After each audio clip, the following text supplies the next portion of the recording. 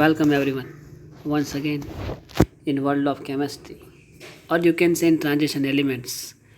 From last few sessions we are discussing regarding the D block elements, or you can say transition elements. Transition elements ની અંદર we see the just quickly see the previous sessions recap, something like that, revision જેને કહેવાય. Introduction, what are the transition elements? So to understand the transition elements, it's necessary you guys have to learn the periodic table. Then you can get the very more information regarding the transition elements. પછી આવત કોષ્ટકની અંદર એમનું સ્થાન, સંક્રાંતિ તત્વો તરીકેને ઓળખવામાં શા માટે આવે છે, એસ વિભાગ આવત કોષ્ટકમાં, પી વિભાગ, ડી વિભાગ, એફ વિભાગ, એની અંદર ડી વિભાગના તત્વોને આપણે સંક્રાંતિ તત્વો તરીકે ઓળખીએ. પછી ઇન્ફોર્મેશન, સંક્રાંતિ તત્વો, જે તત્વોની ભૂમિ અવસ્થામાં કોઈ પણ એક ઓક્સિડેશન અવસ્થા ડી કક્ષક ઇલેક્ટ્રોનથી અપૂર્ણ ભરાયેલી હોય તેમને સંક્રાંતિ તત્વો કહે છે. Definition, electric configuration regarding the D block elements. અહીંયા જે ઇલેક્ટ્રોનિક કોન્ફિગ્યુરેશન જે જનરલ લખેલી છે N-1, જે N-1 D1 to 10 and NS1 to 2, A generally D block elements જે છે એ ડી બ્લોક એલિમેન્ટ્સની ઇલેક્ટ્રોનિક કોન્ફિગ્યુરેશન છે. એની અંદર ડી બ્લોક્સની અંદર આપણે જોઈએ there are the 3 શ્રેણીઝ are there, 3D and 4D and 5D. Okay, આ જે 6D પણ છે નીચે, પણ જનરલ ડિસ્કશન અથવા તો વધારે ડિસ્કશન જે એ આપણે 3D શ્રેણીનું કરીએ છીએ. દેટ્સ વાય આ જ ઇલેક્ટ્રોનિક કન્ફિગ્યુરેશન ઓલ ઓવર બધા જ 3D 4D બધા માટે છે, પણ આપણે જનરલ જે જોયું છે એ સ્કેન્ડિયમથી લઈને ટિટેનિયમ સુધીના જે ઇલેક્ટ્રોન્સ એટમ્સ છે એની ઇલેક્ટ્રોનિક કોન્ફિગ્યુરેશન આપણે અહીંયા જોયેલી છે. સો NS1 D1 to 10 argon, here you can see 3D શ્રેણી જે 3Dની અંદર સ્કેન્ડિયમથી લઈને ઝિંક સુધીના એલિમેન્ટ આવેલા છે. તો જનરલ ઇલેક્ટ્રોનિક રચના જોઈએ તો આર્ગોન 4s2 3D1, આ જે છે એ સ્કેન્ડિયમની ઇલેક્ટ્રોનિક કોન્ફિગ્યુરેશન. પછી અહીંયા જે બ્રેકેટમાં આપણે આર્ગોન લખીએ, એ આર્ગોન અને 4s2 એ બે કોમન છે, માત્ર જે ઇલેક્ટ્રોન વધે છે એ ડી કક્ષકની અંદર 3Dની અંદર વધતા જાય છે. 1, પછી 2, 3D2, then 3D3, then 3D4, 3D5, 3D6, 3D7, એ રીતે. દેટ્સ વાય એની જનરલ ઇલેક્ટ્રોનિક રચના જે છે એ N-1, એન એટલે કે નંબર ઓફ પીરિયડ્સ અથવા તો ઓર્બિટલ્સ એવું પણ કહી શકીએ. આઈ થિંક એનો ખ્યાલ તો તમને બધાને હવે હશે જ. So nothing more regarding the electronic configuration of the transition elements. Then next, પ્રથમ સંક્રાંતિ શ્રેણીના તત્વો કોને કહેવાય છે? તો જે કક્ષકની અંદર આઉટર મોશનનો ઇલેક્ટ્રોન 3Dની અંદર દાખલ થતો હોય એને પ્રથમ સંક્રાંતિ શ્રેણીના તત્વો કહેવાય. 4Dમાં દાખલ થતો હોય તેને દ્વિતીય સંક્રાંતિ શ્રેણીના તત્વો કહેવાય.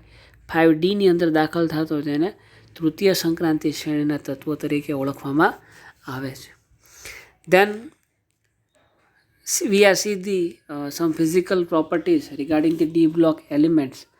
સંક્રાંતિ તત્વોના ભૌતિક ગુણધર્મ, એની અંદર પરમાણુ કદ અને ઘનતા, ડેન્સિટી એન્ડ એટોમિક સાઇઝ વિશે લાસ્ટ સેશનની અંદર આપણે જોયું હતું. We are quickly see these physical properties in last session. I know that was the very short session or short lecture regarding the properties of D block element, but it is too short, so it's not necessary to make the very longer video. Okay, so I hope you can understand what I'm exactly try to tell you. These properties are very short. You can see here atomic size and density, then metallic character, then atomic radius and ionic radius, then ionic current, potential, enthalpy. I think આ બધી જ પ્રોપર્ટીઓ જે એ બધી જ પ્રોપર્ટીઓ વિશે આપણે last સેશનની અંદર જોયું. They are very short properties, so it's not necessary to make a video very longer. Okay, બહુ ખેંચવો એવું યોગ્ય નથી લાગતું. That's why. દેન બેઝિક કેરેક્ટરની પણ છેલ્લે આઈ થિંક વાત કરી હતી. અને હવે આજના સેશનની અંદર આપણે જે જોવાનું ઓક્સિડેશન સ્ટેટ, દેન સંક્રાંતિ ધાતુની સંકીર્ણ કોમ્પ્લેક્સ બનાવે છે એનું ડિસ્કશન આપણે કરી ગયા છે અને એનું more discussion I think in previous semester sem 3ની અંદર આપણે જોયું they are making the we are discussing the lots of information lots of concept regarding the complex chemistry અથવા તો કોઓર્ડિનેશન કેમેસ્ટ્રી કોઓર્ડિનેશન આ કોઓર્ડિનેશન કેમેસ્ટ્રી શું છે સંકીર્ણ સંયોજનો if anybody want to knows what is the complex chemistry and what is coordination chemistry તો આપણી જે channel જે છે વર્લ્ડ ઓફ કેમેસ્ટ્રી એની અંદર એ કોઓર્ડિનેશનને રિલેટેડ ઘણા બધા so many videos are there so if anyone want to know the what are the complexes so they can visit our channel and see this playlist regarding the coordination so D blockના તત્વો જે generally they are making the complex એટલે they have a tendency to make a complex એટલે એ લોકો સંકીર્ણ સંયોજન બનાવી શકે છે તેન ચુંબકીય ગુણધર્મ મેગ્નેટિક પ્રોપર્ટીઝ એને આપણે વાત કરવાની અનુચુંબકીય અને પ્રતિચુંબકત્વ મેઇનલી આ 2 પોઈન્ટનું ડિસ્કશન આપણે કરીએ તો ચુંબકીય ગુણધર્મ ડી બ્લોકની અંદર છે જ વાય એ હમણાં હું તમને સમજાવું પણ first we see the definition of અનુચુંબકત્વ એન્ડ પ્રતિચુંબકત્વ so here is very simple definition is there જે પદાર્થની અંદર અણુ પરમાણુ કે આયન અયુગ્મિત electron this is the keyword અયુગ્મિત ઇલેક્ટ્રોન્સ હોય તેવા પદાર્થને અનુચુંબકીય કહેવાય એટલે કે પેરામેગ્નેટિક અને જે અણુ પરમાણુ બધા જ ઇલેક્ટ્રોન યુગ્મિત હોય ધીસ ઇઝ ધ કીવર્ડ બધા ઇલેક્ટ્રોન યુગ્મિત હોય તેને આપણે પ્રતિચુંબકીય તરીકે ઓળખીએ તો આ યુગ્મિત અને અયુગ્મિત ઇલેક્ટ્રોનનો ખ્યાલ તો આપણને છે જ પણ વધારે મોરઓવર આગળ ડિસ્કસ કરીએ પણ magnetic properties after the magnetic properties catalytic properties of the D block or you can say transition elements then એના પછી છે રંગ અને એના પછી છે આંતરાલીય સંયોજનો અને એના પછી છે મિશ્ર ધાતુઓ તો આટલી પ્રોપર્ટીઝ જે છે એ આપણે આજના સેશનની અંદર કવર અપ કરવાની છે so we are start the oxidation સ્ટેટથી આપણે શરૂઆત કરીએ અને એના પછી મેગ્નેટિક પ્રોપર્ટીઝ ને પછી જે કંઈ રેસ્ટ રહેશે એનું ડિસ્કશન કરીએ સો let us start with the oxidation state yes so oxidation state and magnetic properties oxidation state એટલે કે oxidation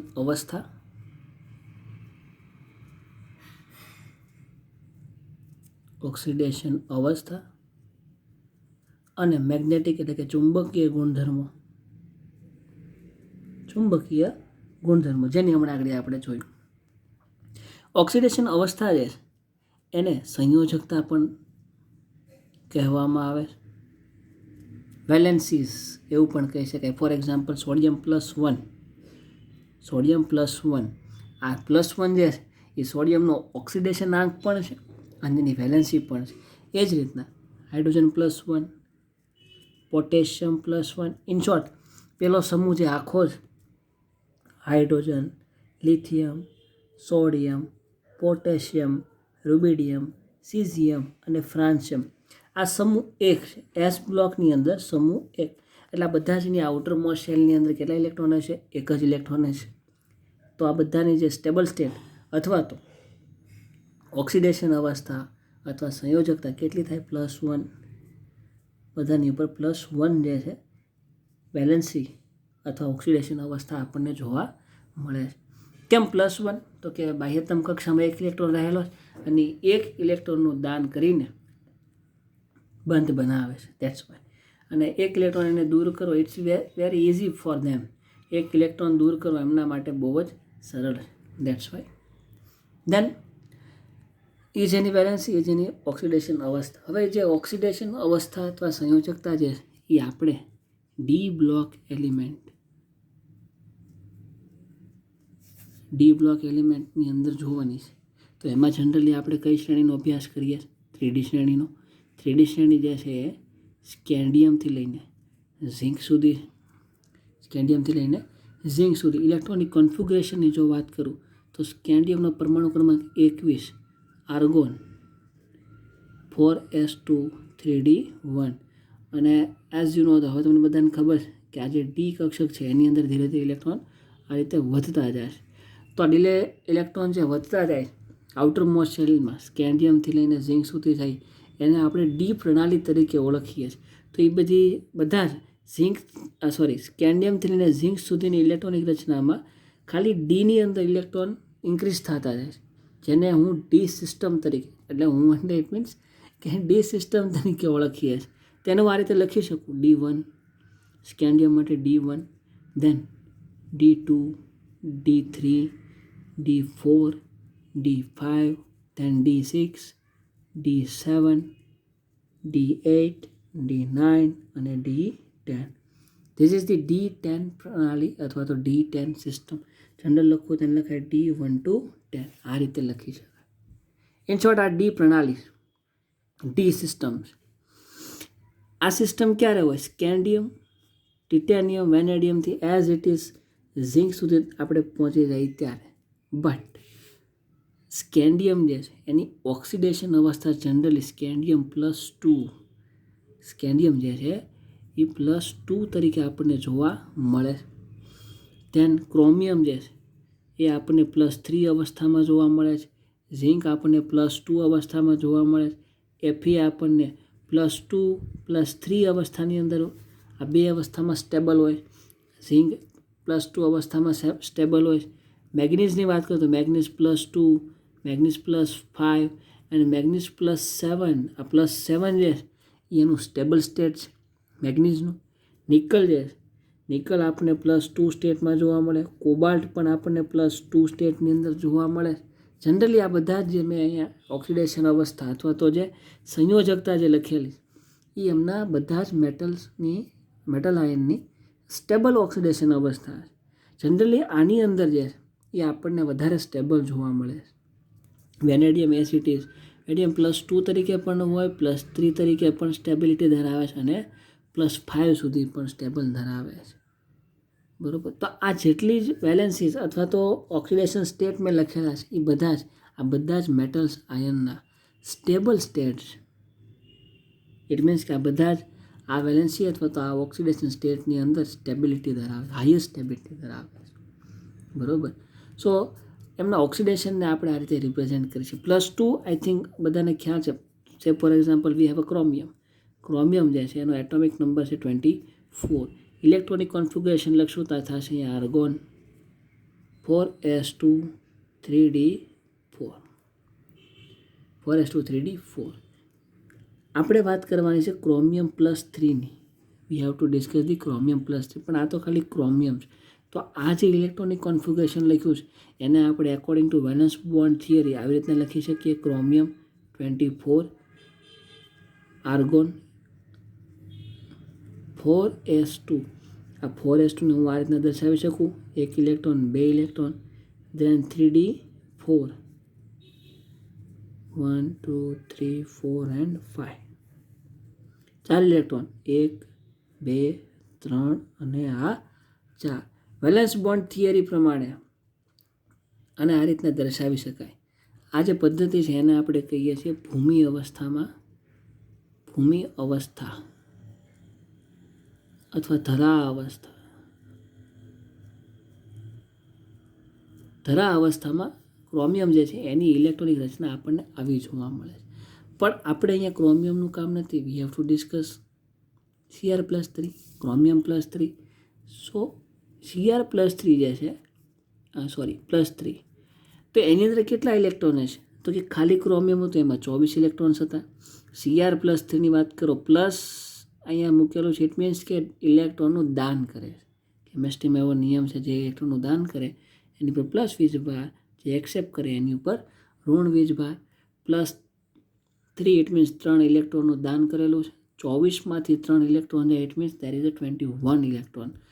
Cr+3 have a 21 electrons. એની electronic configuration argon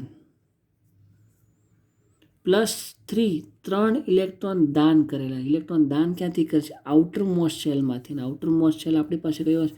4s2 3d4.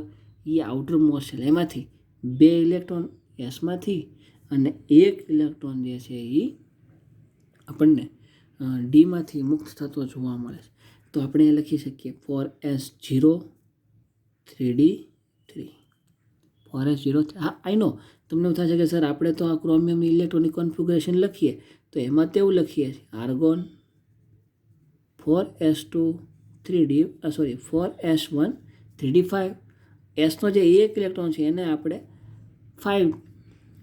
5મો electron આની અંદર આમાંથી એક ઇલેક્ટ્રોન ઉડાડીને આપણે એને અહીંયા લખીએ છીએ. પણ એ તો કોઈ સ્પેશિયલ કેસ અથવા તો જનરલી ઇલેક્ટ્રોનિક કોન્ફિગરેશનનું આ જ જોવા મળે 4s1 3d5. પણ અત્યારે તો just V have to understand કે Cr+3 ની અંદર સિચ્યુએશન શું છે, બાકી આ જ ઇલેક્ટ્રોન કોન્ફિગરેશન હોય. Okay, whatever it is. 2 electron એસમાંથી અને એક ઇલેક્ટ્રોન જે છે એ ડીમાંથી, ટોટલ 3 ઇલેક્ટ્રોન આઉટર મોસ્ટ શેલમાંથી વહી જાય 4s0 એન્ડ 3d3. 1 2 અને 3 આ વધી ગયું 3 ઇલેક્ટ્રોન 3d3. આ રીતે એની ઉત્તેજિત અવસ્થા, આને આપણે ઉત્તેજિત અવસ્થા કહીએ છીએ. Okay, so this is the representation of electrons. તો આને પહેલાં ક્રોમિયમ જે છે એ D4 સિસ્ટમમાં, હવે ઉત્તેજિત અવસ્થામાં ક્રોમિયમ જે છે એ D3 અવસ્થામાં છે. સો આ રીતના આપણે કોઈ પણ મેટલ અથવા તો મેટલ લાઇનની ડી સિસ્ટમને લખી શકીએ છીએ. જે મેં લખેલી ડી સિસ્ટમ, તો સ્કેન્ડિયમથી લઈને ઝિંક સુધી આપણે આગળ જઈએ એઝ ઇટ ઇઝ તો પણ એની ડી સિસ્ટમ કંઈક અલગ આવશે. અને જ્યારે મેટલ અથવા મેટલ આયન સ્વરૂપે એને લખીએ, એટલે કે ઇટ મીન્સ કે એની સંયોજકતા ઉપર દર્શાવીએ અથવા ઓક્સિડેશન સ્ટેટ દર્શાવીએ, ત્યારે પણ ડી સિસ્ટમ જે છે એની અંદર કંઈક આપણને અલગ જોવા મળે. Okay, so this is the discussion regarding the oxidation state. Oxidation state મેં જનરલ લખેલા છે. જનરલી આ બધા જ મેટલ આયન જે છે એ આ જ ઓક્સિડેશન સ્ટેટની અંદર સ્ટેબિલિટી ધરાવે છે. Now next point is magnetic properties, જે આગળ આપણે લખેલું છે. ચુંબકીય ગુણધર્મો વિશે જોઈ લઈએ. ડી બ્લોકની અંદર ચુંબકીય ગુણધર્મો, તો આમની અંદર મેગ્નેટિક પ્રોપર્ટીઝ રહેલી છે. એનું એક કારણ એ છે કે આપણને ખબર છે કોઈ પણ ઓર્બિટલ જે છે આ રીતના એક ઇલેક્ટ્રોન્સ અહીંયા છે, એમાં 2 ઇલેક્ટ્રોન સમાઈ શકે. એક ઇલેક્ટ્રોન અપસાઇડ અને એક ઇલેક્ટ્રોન ડાઉન સાઇડ. આમાં જે અપસાઇડ જે છે ઇલેક્ટ્રોન, એની સ્પિન આપણે કહીએ છીએ 1/2. જે ડાઉન સાઇડ ઇલેક્ટ્રોન જે આ છે એની આપણે -½ કહીએ. તો ±½ જે એની સ્પિન જે છે એને લીધે એની અંદર કંઈક મેગ્નેટિક કેરેક્ટર, એટલે કે આકર્ષણ વૃત્તિ, જેને આપણે મેગ્નેટિક કેરેક્ટર તરીકે ઓળખીએ, એ ઉત્પન્ન થાય છે. તો જો એક ઇલેક્ટ્રોન રહેલો હોય તો +½ તો પણ મેગ્નેટિક કેરેક્ટર ક્રિએટ થાય. -½ એક જ ઇલેક્ટ્રોન હોય તો પણ, કારણ કે આપણે આ જે ડી બ્લોક એલિમેન્ટ છે એની અંદર D1 થી લઈને D10 સિસ્ટમ જો જોઈએ તો એની અંદર ક્યાંક ને ક્યાંક યુગ્મિત અને અયુગ્મિત ઇલેક્ટ્રોન્સ આવેલા હોય છે. જે હમણાં આગળ આપણે સ્લાઇડની અંદર જોયું. તો ફોર એક્ઝામ્પલ વી હેવ કોઈ પણ એલિમેન્ટ છે, આપણે હવે કોઈ સ્પેસિફિક એલિમેન્ટની વાત નથી કરી, we are discuss general D system. Okay, say for example we have D3 system. આપણી પાસે D3 સિસ્ટમ્સ, તો આની ઇલેક્ટ્રોનિક રચના મારે લખવી હોય 1 2 3 4 and 5, તો 3 ઇલેક્ટ્રોન્સ 1 2 3 આ રીતના. વી હેવ અ સે for example we have a D10 system. D10 system 1 2 3 4 and 5, 1 2 3 4 5 6 7 8 9 અને 10. કહેવાનો મતલબ એ છે, જો આ રીતના સિંગલ ઇલેક્ટ્રોન હોય તો આ બધા ઇલેક્ટ્રોનને અયુગ્મિત ઇલેક્ટ્રોન તરીકે ઓળખવામાં આવે છે. અને આ રીતના જો ઇલેક્ટ્રોન બધા જોડાઈ ગયા હોય, કારણ કે એક કક્ષકની અંદર 2 ઇલેક્ટ્રોન સમાઈ શકે છે, પણ જો એક જ ઇલેક્ટ્રોન તો તેને અયુગ્મિત કહેવાય. જો 2 ઇલેક્ટ્રોન એમાં ભરાઈ ગયા હોય તો એને આપણે યુગ્મિત ઇલેક્ટ્રોન તરીકે ઓળખીએ છીએ. સો આ ધીસ ઇઝ ધી, આને પેરિંગ ઓફ ઇલેક્ટ્રોન્સ કહેવાય અને અનપેર ઇલેક્ટ્રોન કહેવાય, જેનું પેરિંગ થયું નથી. પેર એટલે પેર એ નામ જ સજેસ્ટ કરે છે કે 2 વસ્તુ. પેર ઇટ મીન્સ 2, બરાબર. પેર ઇટ મીન્સ 2. તો 3 ઇલેક્ટ્રોન્સ અયુગ્મિત અને ભરાયેલા હોય તેને યુગ્મિત ઇલેક્ટ્રોન તરીકે ઓળખવામાં આવે છે. આ અયુગ્મિત અને યુગ્મિત ઇલેક્ટ્રોનને લીધે એની અંદર ચુંબકીય કેરેક્ટર ક્રિએટ થાય છે અને એને આપણે કોઈ એક ઇક્વેશન વડે ગણી શકીએ જેને ચુંબકીય ચાક માત્રા મ્યુ તરીકે ઓળખવામાં આવે. એનું સૂત્ર છે mu is equal to √n into n+2 Bohr magneton. Boltzmann નામના વૈજ્ઞાનિકે આ પ્રોપર્ટીઝ વિશે ઘણી બધી વાત કરી. ધેટ્સ વાય એના માનમાં એકમ મૂકવામાં આવે છે. હિયર મ્યુ જે છે એ ચુંબકીય ચાક માત્રા અને એન જે છે એન એટલે કે અયુગ્મિત ઇલેક્ટ્રોનની સંખ્યા છે. તો દાખલા તરીકે કોઈ D1 સિસ્ટમ માટે આપણે વાત કરીએ. D1 સિસ્ટમ માટે what is the value of mu? So D1 જે છે એને હું આ રીતના લખી શકું 1 2 3 4 and 5. D1 એટલે કે એક જ ઇલેક્ટ્રોન આવેલો હશે. ઓકે, ઇટ મીન્સ કે અયુગ્મિત ઇલેક્ટ્રોન કેટલા છે? એક જ. તો મ્યુ ઇઝ ઇક્વલ ટુ આ જે સૂત્ર છે દર વખતે તો નહીં લખવું, એટલે you have to remember this n into n+2. n એટલે કે નંબર ઓફ અયુગ્મિત ઇલેક્ટ્રોન્સ. તો અહીંયા અયુગ્મિત ઇલેક્ટ્રોન કેટલા છે? એક જ. તો એની જગ્યાએ આવશે 1 + 2 √2 + 1 3 3 ઇન્ટુ 1 ઇટ્સ 3 √3. તો 2 જે છે 3 જે એનું વર્ગમૂળ જનરલી આપણને યાદ રખાવે છે. It is 1.73. પાછળ BM લખવાનું ભૂલાય નહીં. આનું જે સ્ક્વેર રૂટ જે છે એ આપણને પ્રાઇમરી અથવા તો હાયર સેકન્ડરીની અંદર યાદ રાખવામાં આવે કે √3 જે છે એનું વેલ્યુ જે છે 1.73 થાય. હવે વી have a D2 system. For example આપણી પાસે D2 પ્રણાલી છે. તો D2 પ્રણાલીની અંદર કેટલા ઇલેક્ટ્રોન્સ આવશે? અનપેર 2, કારણ કે પહેલો ઇલેક્ટ્રોન, એના પછી બીજો ઇલેક્ટ્રોન અહીંયા આવશે, એના પછી હું જનરલ લખતો જાઉં D2 એની અંદર n અનપેર ઇલેક્ટ્રોનની સંખ્યા કેટલી છે? 2. બરાબર. D3 સિસ્ટમ હોય, D3 સિસ્ટમ તો પહેલો ઇલેક્ટ્રોન, બીજો ઇલેક્ટ્રોન, ત્રીજો ઇલેક્ટ્રોન અહીંયા. તો D3 સિસ્ટમની અંદર અનપેર ઓફ ઇલેક્ટ્રોનની સંખ્યા કેટલી થશે? 3. D4 સિસ્ટમ હોય, D4 સિસ્ટમ તો પહેલો ઇલેક્ટ્રોન, પછી બીજો, ત્રીજો અને ચોથો ઇલેક્ટ્રોન અહીંયા આવશે.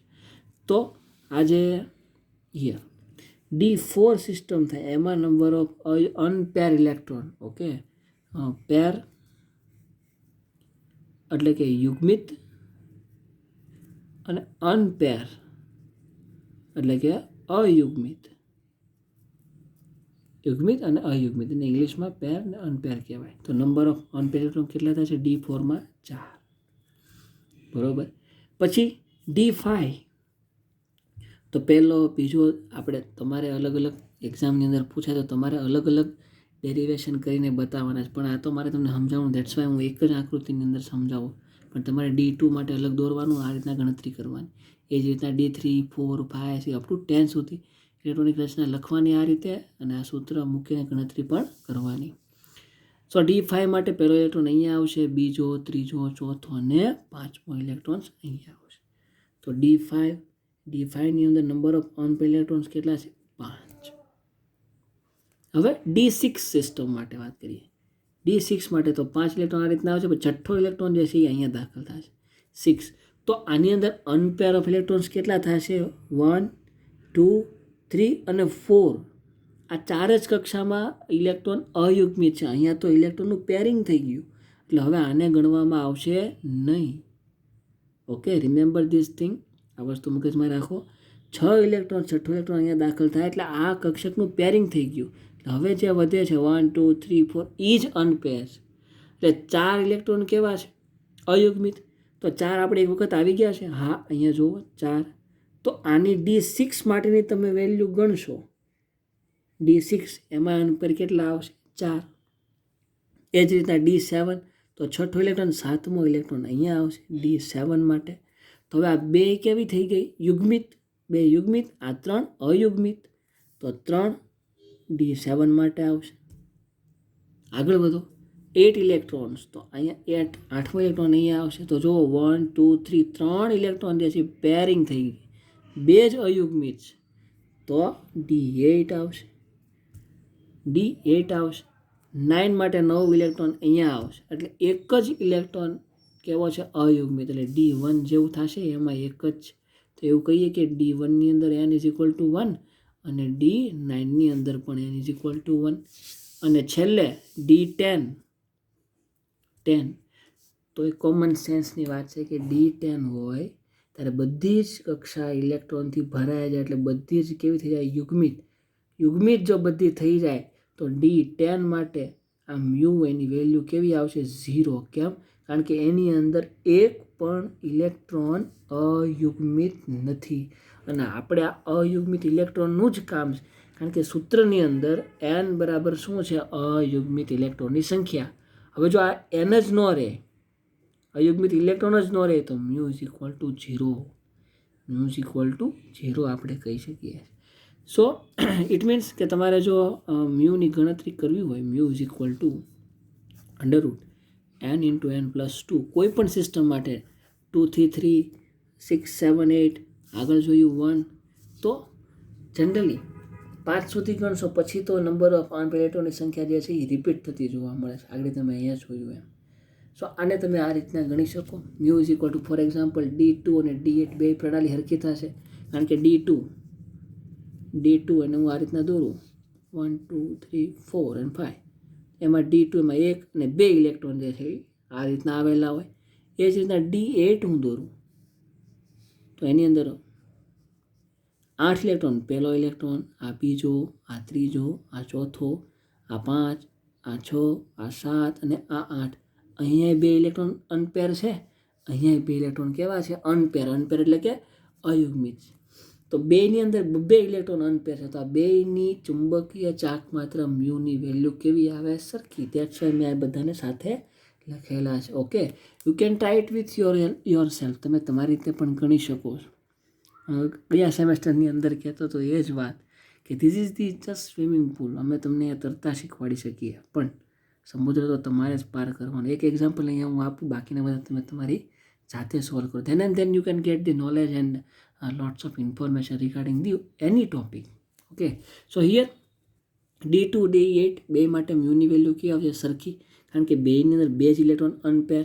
કિંમત મૂકીએ આપણે અહીંયા 2n બરાબર 2 2 પ્લસ 2 બ્રેકેટની અંદર હિયર 2 2 2 પ્લસ 2 4 4 ઇન્ટુ 2 એટલે 2 ને 2 4 4 દુ 8. 8નું સ્ક્વેર રૂટ જે છે એ શું થાય? તો કેલ્સી પ્રોવાઈડ એક્ઝામની અંદર હોય જ છે, બાય ચાન્સ ન હોય દાખલા તરીકે, તો તમે એવું ગણી શકો કે 8 જે છે એના પછી 9 આવે છે. આપણે એકડા લખીએ 1 2 3 4 5 6 7 8 9, 8 પછી 9 આવે. 9 જે છે એનું વર્ગમૂળ આપણને ખબર છે 3. 9નું વર્ગમૂળ 3 થાય, તો 9ની એક્ઝેક્ટ ઉપર જ 8, 9ની એક્ઝેક્ટ ઉપર 8.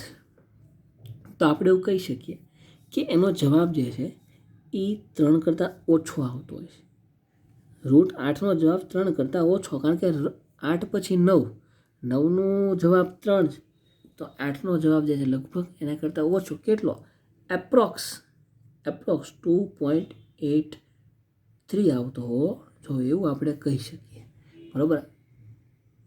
તમારી પાસે કેલ્સી ન હોય તો આ, બાકી કેલ્સી તમે કરી શકવાના છો.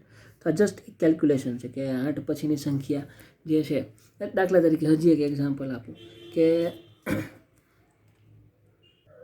સપોઝ વી હેવ √5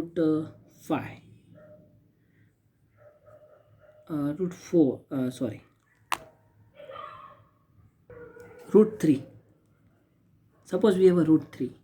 તો √3નું વેલ્યુ જો કે આપણને યાદ રખાવે છે 1.73, પણ મને નથી આવડતું દાખલા તરીકે. તો 3 પછીની સંખ્યા છે 4, તો 4 જે છે એનું સ્ક્વેર રૂટ આપણને ખબર, 4નું સ્ક્વેર રૂટ થાય 2. તો ઇટ મીન્સ 3નો જવાબ જે છે એ 2 કરતાં તો કેવો આવશે? ડાઉન જ આવશે, એની કરતાં હાઈ નહીં આવે. તો કેટલો આવે છે? 1.73. બરાબર. તો આવું તમે રફ કેલ્ક્યુલેશન પણ કરી શકો છો. Okay, so this is how we can explain the magnetic properties magnetic properties of the D block element અથવા તો સંક્રાંતિ તત્વો માટે આ રીતના ચુંબકીય ગુણધર્મોને આપણે એક્સપ્લેન કરી શકીએ છીએ. બીજું, અયુગ્મિત ઇલેક્ટ્રોન્સ હોય તો તેને આપણે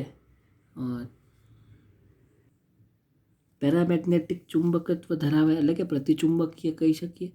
સો ધીસ ઇઝ ધી પેરામેગ્નેટિક. આ બધા જે અયુગ્મિત છે એટલે આને કહેવાય પેરામેગ્નેટિક. અને આ બધા જે છે યુગ્મિત ઇલેક્ટ્રોન્સ, આપણે હમણાં ડેફિનેશન જોઈ હતી કે પ્રતિચુંબકીય કોને કહેવાય અને અનુચુંબકીય કોને કહેવાય. તો જે સ્પીસીઝ અથવા તો જે કોઈ એટમ, અણુ, પરમાણુ કે આયન એની અંદર અયુગ્મિત ઇલેક્ટ્રોન્સ આવેલા હોય, આવા અનપેર ઇલેક્ટ્રોન, તો એ બધા પેરામેગ્નેટિક એટલે કે પ્રતિચુંબકીય તરીકે ઓળખાય છે. એમાં અયુગ્મિત ઇલેક્ટ્રોન્સ જેની અંદર યુગ્મિત ઇલેક્ટ્રોન આવેલા હોય, આ રીતના બધા જ ઇલેક્ટ્રોન યુગ્મિત હોય અથવા તો બધા જ ઇલેક્ટ્રોન યુગ્મિત હોય, તો એને આપણે ડાયામેગ્નેટિક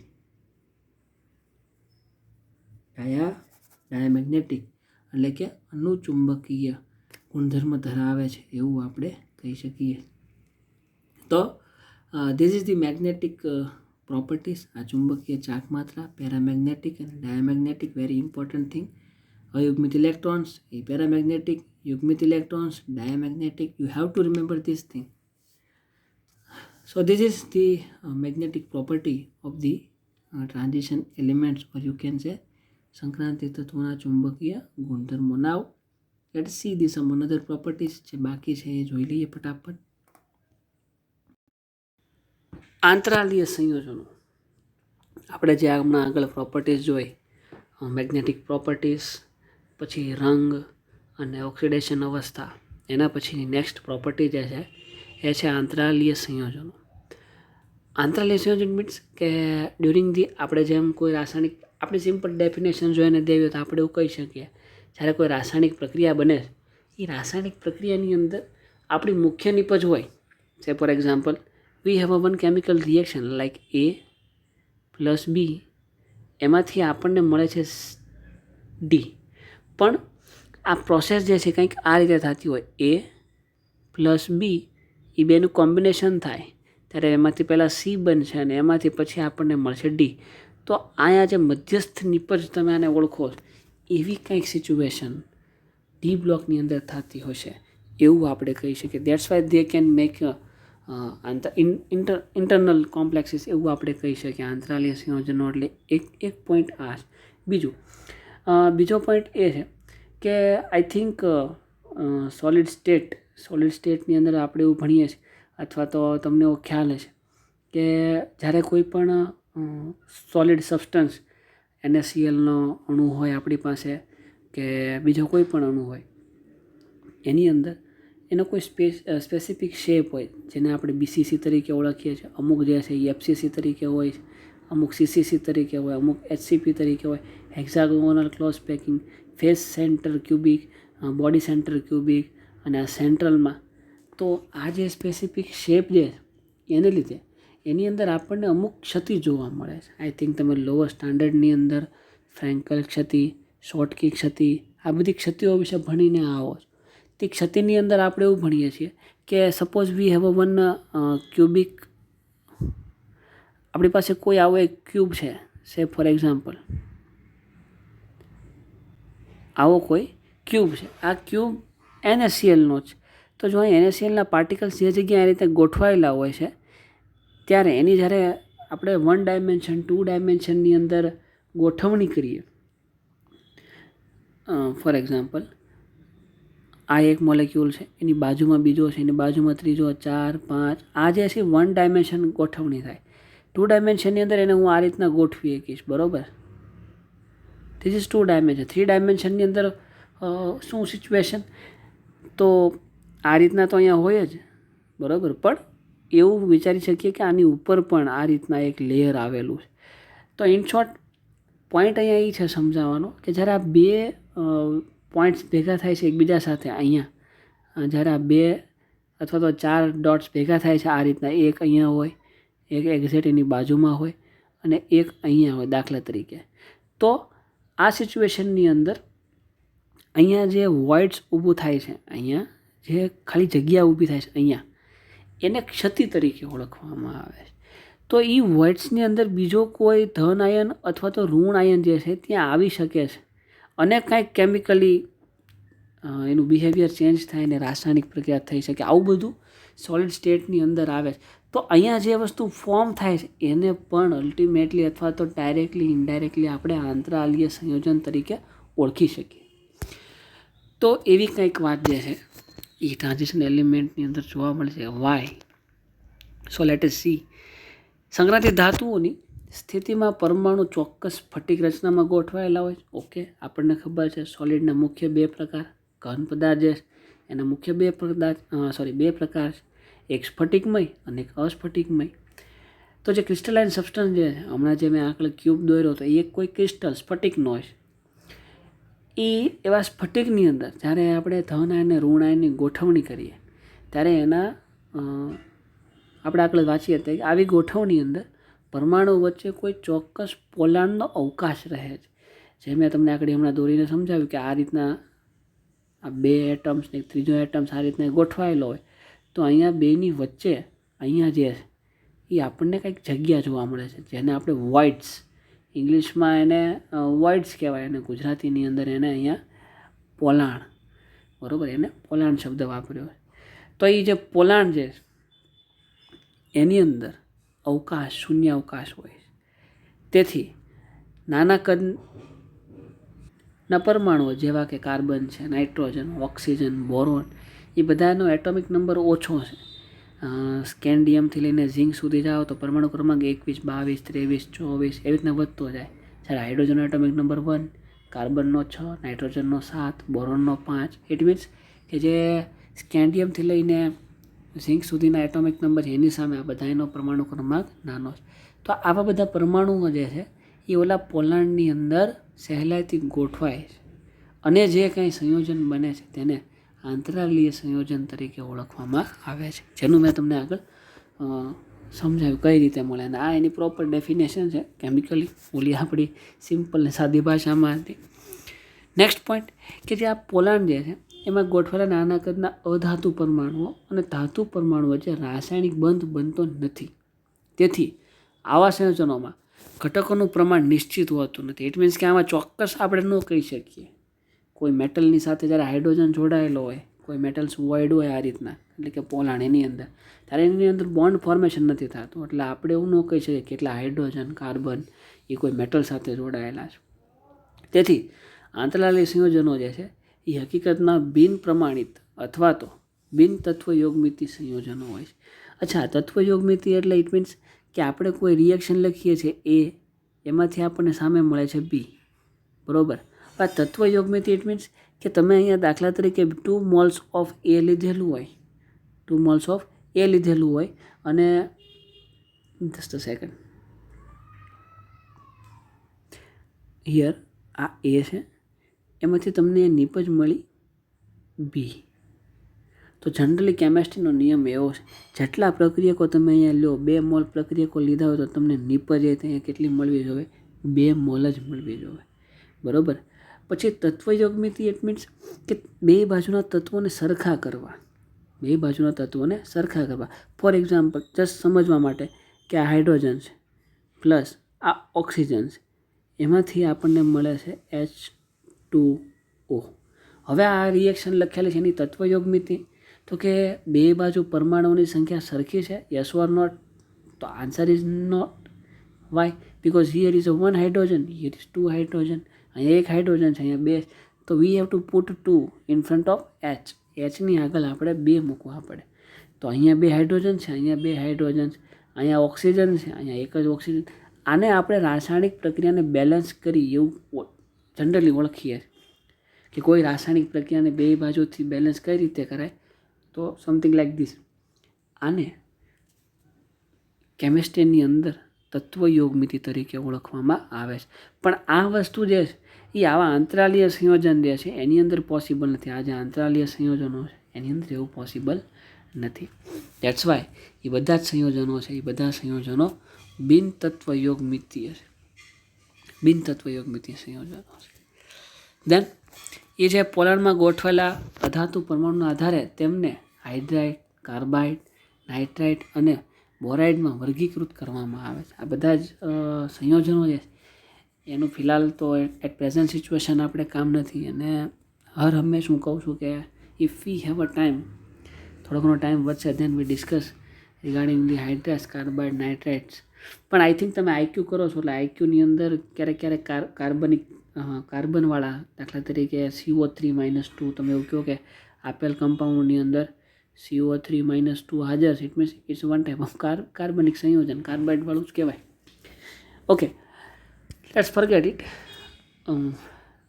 ટાઈમ હશે તો આપણે વાત કરીશું ચોક્કસ. બટ અત્યારે ફિલહાલ આ બધા સંયોજનો આપણે બનાવી શકીએ.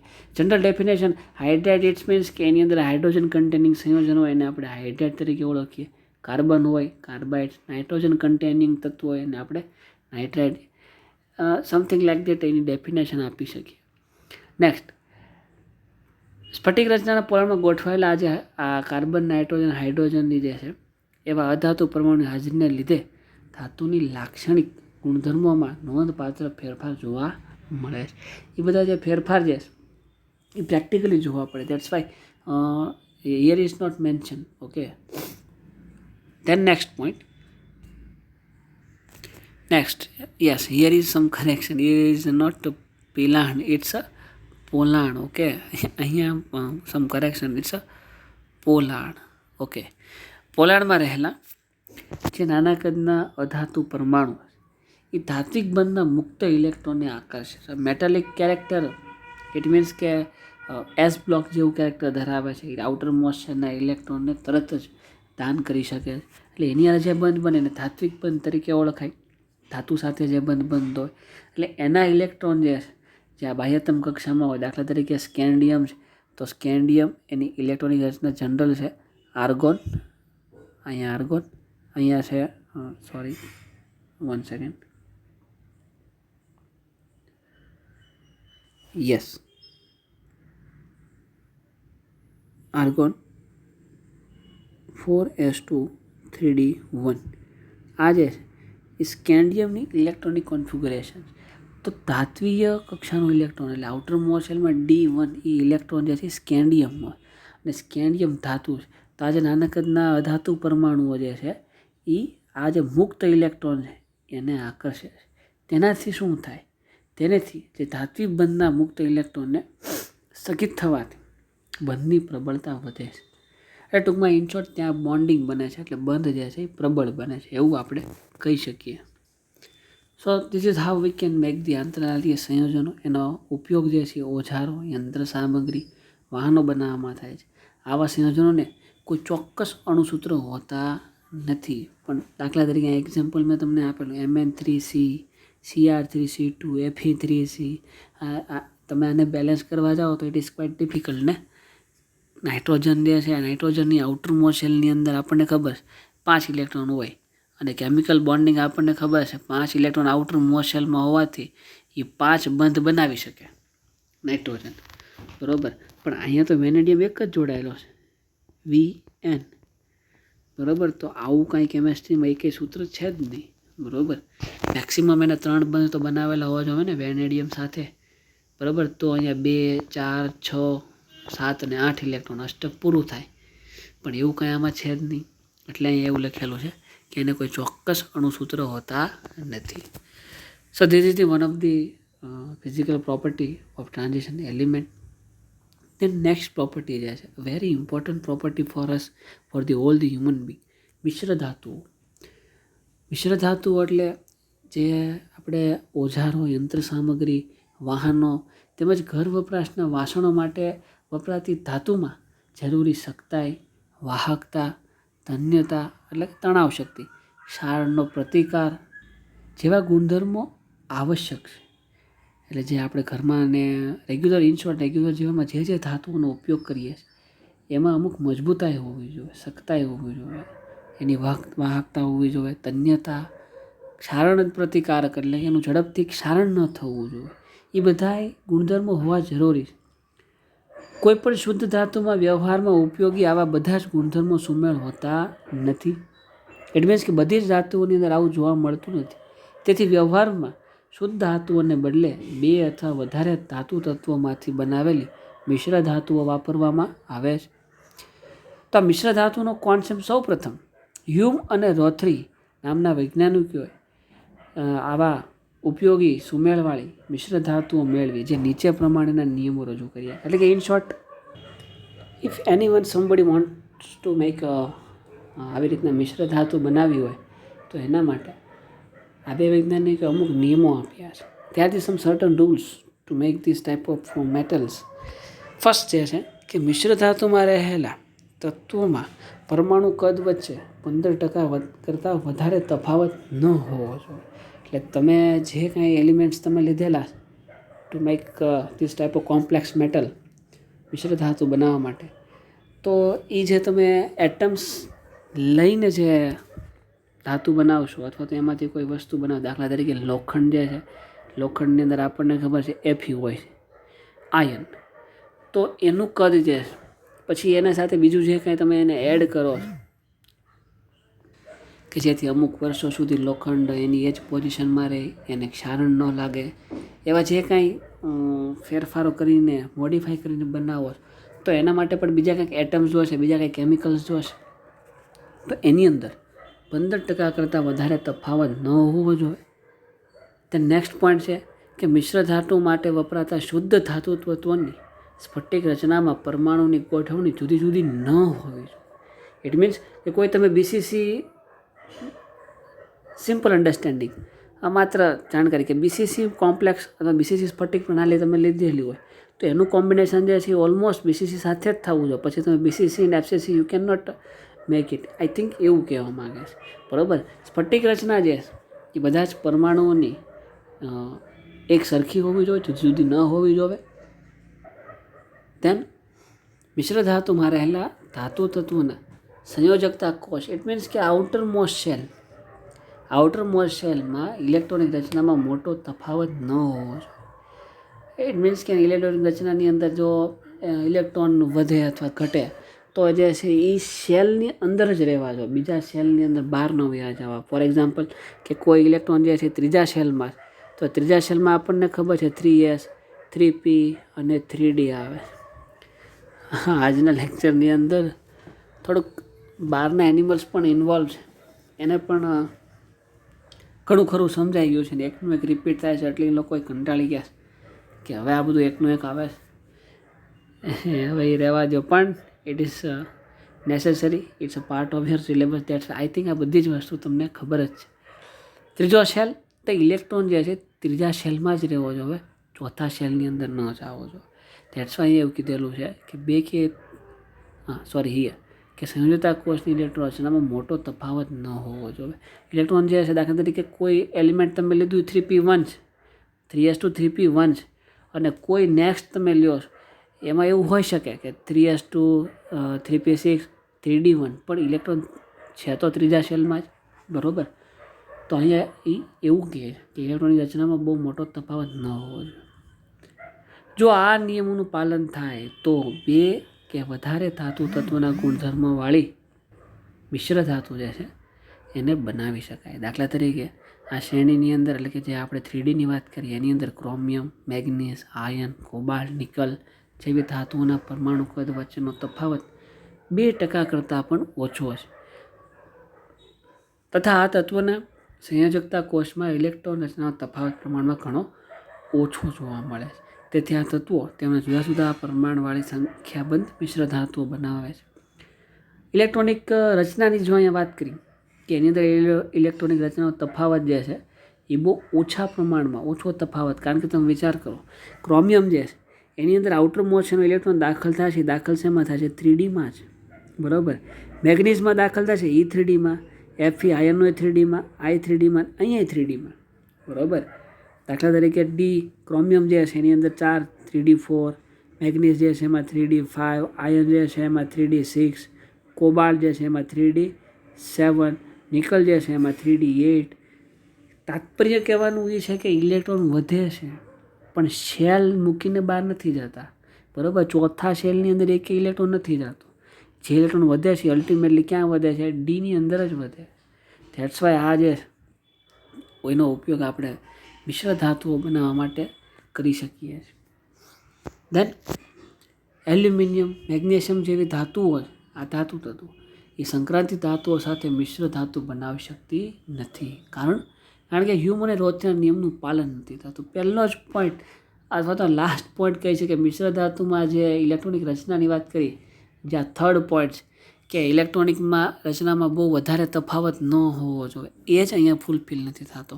કારણ કે આ બધી 3D, આ ડી બ્લોક એલિમેન્ટ છે અને આ જે બે છે એ પી બ્લોક એલિમેન્ટ, મીન્સ કે આઉટર મોસ્ટનો ઇલેક્ટ્રોન પી બ્લોકમાં દાખલ થાય. ઓકે, પી બ્લોકમાં દાખલ થાય છે, પણ શેલ આઈ થિંક બીજો અથવા બીજો જ હોય છે, ત્રીજા સુધી પહોંચતા જ નથી મે બી, બરોબર. તો બીજા સેલ સુધી જ પહોંચે છે. દેટ્સ વાય એ જે છે એ મિશ્ર ધાતુ બનાવી શકશે નહીં. સો this is the last point of the transition elements. So that's all. આજના સેશનને અહીંયા જ પૂરું કરીએ અને એ સાથે સાથે આપણું જે ટ્રાન્ઝિશન એલિમેન્ટનું જે યુનિટ જે છે એને પણ આજે અહીંયા આપણે પૂર્ણ જાહેર કરીએ. નેક્સ્ટ સેશનની અંદર જ્યારે આપણે મળશું ત્યારે તમારું અનધર ટોપિક્સ જનરલ કેમેસ્ટ્રીનો ટોપિક જ છે, જેનું નામ છે chemical bonding.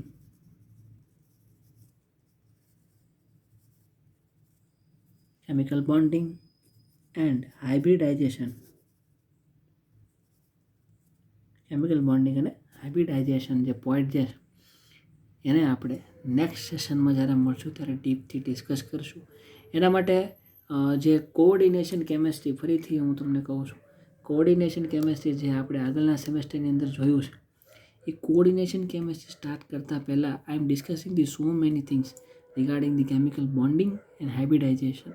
So I am suggest you when we start this topic, you can see that previous lectures and then see these recent lectures. Okay, but today D block એલિમેન્ટની જે કથા છે એને આપણે વિરામ આપીએ છીએ અને નેક્સ્ટ સેશનમાં જ્યારે મળશું ત્યારે કેમિકલ બોન્ડિંગ અને હાઇબ્રિડાઇઝેશન વિશે વાત કરીશું. So till then keep reading. If anybody have any doubts, then you can contact me through the WhatsApp group or you can call me also. Okay, no any restriction is there. So any doubts you can ask me anytime, but yes, રાત્રે 10 વાગ્યા પહેલા. Okay, so we will meet in next session. Till then, keep reading and be safe. Thank you.